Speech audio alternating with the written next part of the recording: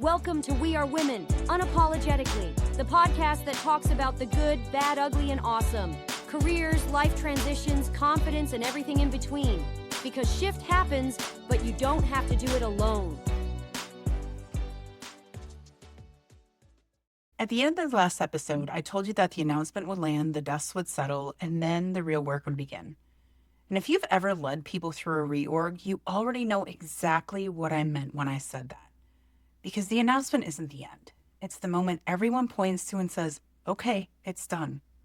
But the reality is that 30 days after the announcement is made, that is exactly when your calendar starts to tell the truth. It's when you start getting invited to new meetings with new people, talking about old work with brand new expectations attached to it. It's when someone who's been grinding for months, carrying projects, protecting timelines, and covering gaps for other people, look at their workload and start thinking, does any of this still matter? Is this still the direction we're going? Or all of those long days for nothing? So today we're not talking about rumor season or announcement week. Those were parts 1 and 2. And if you haven't listened to them yet, I encourage you to do so. Because today we're going to be talking about the part that leaders almost never get coached on, the rebuild. The announcement has been made, leaders are in place, teams are starting to align, and org charts have been updated. And on the surface, it looks like everything should be back to normal. But if you've led people, you know what the next 30 days actually feels like. It has a completely different energy. And in some ways, it's even harder than rumor season was. Because now the expectation is performance, even though there's still that first date awkwardness hanging in the air. Your team is still trying to figure out how to work with new leaders, new partners, and new expectations. They are putting on their best faces while quietly trying to figure out how they mesh with the new structure. Here's something that may surprise you. A 2023 McKinsey study found that 75% of transformation efforts fail to achieve their objectives. And one of the most cited reasons, it's not the strategy, it's the people side. Specifically, the lack of clarity in the transition period. 75%. So this isn't a soft, nice-to-have conversation about feelings. This is about protecting your organization's ability to execute properly. After a reorg, people start protecting themselves more than they used to. They ask permission more. They hesitate longer on decisions they used to make easily. They wait to see what the new rules are before they fully commit. And underneath all of that, underneath every overly cautious email and every just wanted to make sure I'm aligned comment, is a question nobody wants to ask out loud, but absolutely everyone is thinking, okay, now what? So today I'm giving you a practical, plain language 30-day playbook to reset priorities, clarify decision ownership, and get your team executing with confidence again. Welcome to We Are Women Unapologetically. My name is Jessica Cumming. Here's what managers all the way to the C-suite consistently misread about the 30 days after the reorg. They think the hard part is over. They think once the names and titles are out, stability automatically comes back. It's like the org chart was a light switch that flipped the room lights on. But stability is not announced, it is built. Because the announcement itself doesn't create clarity, it provides information. And sometimes it provides even more confusion than there was before. People can have read every email, sat through every all hands, absorbed every slide deck, and still feel completely unsure of how to operate. Harvard Business Review has noted that after a tough reorg, there's often significant confusion and uncertainty. And if people were impacted, they can be sad, they can be angry, and those feelings, they suddenly don't disappear because the email went out. Think about that. If your team feels off right now, if they're slower, quieter, more cautious than usual, it's not a performance problem at all. It is an adjustment. And your job as a leader is to shorten that adjustment period by making the environment feel safe again. Because the enemy of momentum after reorg, it's not a bad attitude or resistance to change, it is hesitation. And here's why that matters so much. Gartner found that after major reorganizational change, it can take employees up to 6 months to fully regain their baseline productivity. 6 months. Which means every week you delay creating clarity is another week of performance you are leaving on the table. So when I say your job in this phase is to make the environment feel safe again, I mean that literally, and I mean it strategically. There are 3 things that silently pull teams under after a reorg, and none of them look like crisis from the outside, and that is exactly what makes them dangerous. The first one is ownership fog. It's the constant "who owns this now" question that lives in every meeting, every Slack thread, and every email chain. Reporting lines change quickly, but decision-making authority doesn't always get announced in the same meeting. So the team fills in the blanks themselves, and they almost always do it in the most risk-averse ways. You can see it in behaviors like copying extra leaders on everything just in case, holding work longer before sharing it, over-explaining choices nobody asked them to justify, and waiting for someone more senior to make the call without a second thought. Everyone is busy, but nothing is actually moving. That is ownership fog. And McKinsey's research backs this up directly. They found that 80% of organizations struggle with decision-making after restructuring because accountability becomes tangled. Decision rights get reorganized on paper, but never actually get clarified. The second one is priority drift. After a reorg, you have old priorities still floating around like they are still alive. The work that no one actually officially stopped keeps happening. Projects that were critical last quarter are still absorbing hours, even though the strategy has shifted. Old stakeholders still expect the same level of support they got before, even though the team structure has completely changed. And your team, they keep working because nobody wants to be the person to pull the plug on something that was still supposed to be happening. So months go by, people are exhausted and demoralized, and the new strategic agenda is still not gaining any traction because all of the bandwidth is going towards old work. That is priority drift, and it is one of the most common and most expensive post-reorg problems that nobody talks about. And the third one is trust lag. Now, I want to be clear because I am not talking about trust as in like, do we trust each other? I'm not talking about team bonding or culture. I am talking about operational trust. Operational trust means, can I move without the ground shifting from underneath me midstream? Can I make the call today and still have it be the right call tomorrow? And the first month after a reorg, people are watching closely.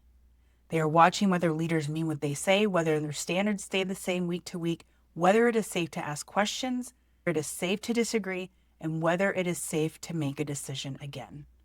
And the research here is compelling because Gartner published findings in 2023 showing that when managers create a psychologically safe environment where people can ask questions, challenge ideas, and take calculated risks without fear of retribution, it can reduce change fatigue by up to 46%.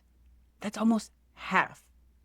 So in plain terms, when people feel clear, they stop spiraling. And when they stop spiraling, they start executing. So ownership fog, priority drift, and trust lag, those are the 3 things your playbook needs to directly address, because that is what you're going to be solving for in your first 30 days. Now, you might be thinking, Jessica, how do I actually do this? It sounds super overwhelming. The answer is by restoring operating confidence, not fixing the culture, not making everyone feel good about the change, not running a team building offsite. Again, operating confidence is giving the team enough clarity to move without constantly looking over their shoulders. Because operating confidence comes back when people can answer these 3 questions without guessing. What matters right now? Who decides? And what happens next? So step 1, stop planning by quarter right now. The quarter after a reorg feels like signing up to run a full marathon without training and high heels. It feels like a promise you can't keep. So instead, focus on 10 business days, 2 work weeks. That is it. Name the 3 top outcomes for the next 10 business days and communicate that to them today. Not next week, today. And when someone tries to hand you the 4th, 5th, or maybe even 10th priority, you don't argue. You just simply say, tell me which one of these 3 we're moving. It's not being dismissive, but it's you protecting your team from the diffusion of focus that kills execution after a reorg. According to research from the Project Management Institute, organizations that clearly communicate priorities see 40% fewer project failures than those that don't. 40% from clarity alone. So 3 priorities for 10 business days. Say them out loud, write them down, put them where the team can see them. Repeat them in every meeting until it feels redundant. Because research shows that people need to hear a message 7 times before it sticks. And that right there is under normal conditions. Now that old work, this is where both teams and leaders get quietly demoralized. Your team is still running projects nobody officially stopped, and they keep going because no one wants to be the person to pull the plug on something that mattered. They don't want to get caught having dropped the ball, so you have to say it clearly. This continues, this pauses, this is done. And if you don't have all the answers yet, you still don't leave them guessing. You say, I'm confirming the status by X date, and tell them, pause. That one sentence saves weeks of misdirected effort. It also gives permission to stop without fear of abandoning something important. Then reset your stakeholders, because stakeholders will keep pulling on your team like the old responsibilities still exist until someone corrects them. They're not being malicious, but they haven't been told anything different. So you say it once and you say it clearly. Here is what we own now. Here's how requests come to us. And here is what we are focused on. That is leadership choosing to protect focus. And it has to come from you, because your team cannot deliver that message without looking like avoidance. And finally, find a win. Fast. One of the most underrated leadership moves after a reorg is deliberately engineering a visible, tangible team win in the first 2 weeks. So ask yourself right now, what is one thing that my team can complete, deliver, or close in the next 10 days that they can point to and say, we did that. Find it, prioritize it, and celebrate it when it happens. Step 2, map decision ownership. This is one that leaders skip the most because it feels administrative, and it's not. It's the difference between the team that executes and the team that has meetings to death. Because when people don't know who has authority to decide, they don't execute. They meet. McKinsey has been direct about this. Successful redesigns go beyond reporting lines. They define who has the decision rights and how the work actually flows. So here's what you do. Pick 3 decisions that keep getting stuck every week. Who approves this? Is this our call, or does leadership need to weigh in? What do we actually do when 2 things are equally urgent? For each one, name 5 roles. I use a framework I call RIDDEN, adapted from McKinsey's DARE framework, and it's built specifically because the traditional RACI model creates too many people with a vote and not enough people with a decision. Here's how it works. R, recommender, the person who brings the recommendation to the table. I, input, the one who gets consulted before the decision is made. D, decider, the one person, this is the one who makes the call. E, executor, the person who acts once the call is made. And N, notified, who gets informed after. Again, one decision maker. That is the whole point. Because when everyone has a vote, nobody owns the outcome. Now, some of you might be thinking, Jessica, we don't have it all figured out yet. The structure is still shifting, and that is okay too. It's not an excuse to wait. Here's what you do say. For the next 2 weeks, here's how this decision gets made. If it changes, I'll update you. Because the goal is not perfection. The goal is enough clarity that the team can actually move. And when someone asks you who owns that now, you answer with a decision and not a story. The decider is X. The recommendation is due Tuesday, we decide Wednesday. 30 seconds just replaced a 30-minute meeting. Step 3, close the loop on one piece of old work. One project your team is still doing out of habit, not out of current strategy. Name it, say it, stop it, give them explicit permission to put it down. You cannot add new priorities without removing old ones. That is not strategy. That is just one more weight on already overloaded people. Now let me give you the actual language, because knowing the strategy is one thing, knowing what to say when you are the one standing in front of your team is another. Here are 4 conversations you will have the most in the next 30 days and exactly how to handle them. When someone asks, does this still matter? You say yes, and here's why, or no, here's what we are doing instead. If you don't have an answer yet, you say, I am confirming by the end of the day tomorrow And until then, pause. No, I think so. No, let me check and circle back. A timeline and a direction. That is what confidence sounds like. When someone asks, who owns that now? The decider is X. Recommendation goes to Y. We confirm by Friday. Not the history of the reorg, not who used to own it, what happens next. When a stakeholder tries to pull on you like nothing has changed, you say, I hear the request. We are reassembling post-org right now. Give me the outcome you need and your deadline, and I will confirm if it's in our top 3 for the next 10 days. You didn't say no. You didn't overpromise. You said, I am leading based on priorities. When meetings start multiplying, you can say, if this meeting ends in a decision, I'm in. If it's an update that can be read, we're going to sync. I'm protecting execution time. This one will feel bold the first time you say it, but say it anyway. A 2022 Microsoft Work Trend Index found that the average employee spends 57% of their workday in meetings or communication. And that number spikes during the times of organizational change. Think about that again, 57%. Post-reorg, your team cannot afford to spend more than half their day in meetings. You have to protect that white space where actual work gets done. Now, before I wrap up for the day, I want to tell you my story about why the first 30 days are so critical. Because I did not learn this from a textbook. I went through more reorgs at Dell than I can count. And at one point, it was literally every single quarter. My team used to say that we were the redheaded stepchildren caught in the middle of a bitter custody battle. And honestly, that is exactly what it felt like. Two sides pulling, ownership constantly changing. The team was stuck in the middle trying to stay focused when everything kept shifting underneath them. What I learned through that is that you cannot lead through that with positivity. You cannot give a speech about resilience and expect execution to follow, especially when your leadership is changing faster than a ping pong match and your team has heard enough, this is an exciting opportunity messaging to last a lifetime. What actually works is what I watch the most effective leaders do. Create a structure that removes the guessing. Reduce the number of open questions. Make decisions visible and repeatable. Not perfect, but just enough to move. Because what your team needs from you right now is not motivation. They have that. They are professionals.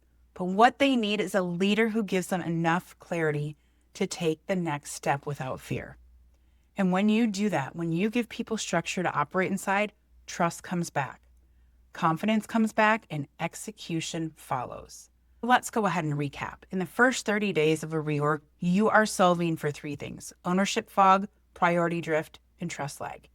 You do that by restoring operating confidence, giving your team the ability to answer 3 questions without guessing: what matters right now, who decides, and what happens next. Your 30-day playbook is this: name the 3 priorities for the next 10 business days and protect them. Map decision ownership using the written framework for at least 3 reoccurring decisions that keep stalling. And close the loop on one piece of old work your team is carrying out of habit, not with a new strategy. Have the 4 conversations with your team, your stakeholders, your new peers, and the meeting culture itself. And if you want to take one action in the next 72 hours, pick just one. Communicate the top 3 outcomes for the next 10 business days. Clarify ownership for one decision that keeps stalling progress. Close the loop on one project that no longer matches your current responsibilities. One move. Because that one move, that helps restore operating confidence. If you want a faster reset, download the Clarity in 10. The link is in the show notes. And if you want support that's tailored to exactly where you are right now, you, your team, your structure, your specific situation, book a clarity call with me. We'll tighten your priorities, clear up the decision ownership, and map your next move so you're not carrying all of this alone. If this resonated with you, share it with a friend who needs to hear this message, and subscribe so you never miss another episode. And come back for part 4, because the first 30 days gets you moving, but part 4, we're going to be focusing on you. Until next week, stay fierce, stay bold, but most importantly, stay unapologetically you.